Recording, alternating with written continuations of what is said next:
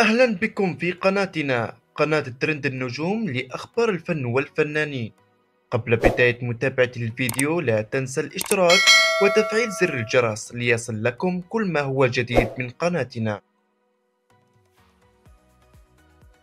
فيديو صادم لابن قيادي حوثي يستعرض كميات مهولة من الأموال داخل سيارته.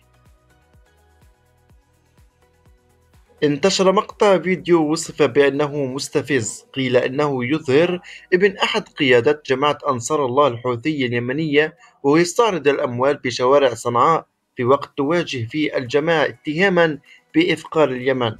والتقط الفيديو من داخل سيارة يجلس بداخلها الشاب اليمني ويستعرض كمية مهولة من النقود تملأ المركبة بما في ذلك في أرضيتها.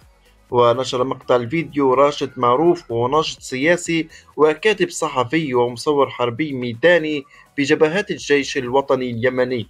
وجاء تداول هذا المقطع في وقت يشهد فيه اليمن أزمة اقتصادية حادة يتخللها فقر حاد يعيشه ملايين السكان في البلد العربي الفقير.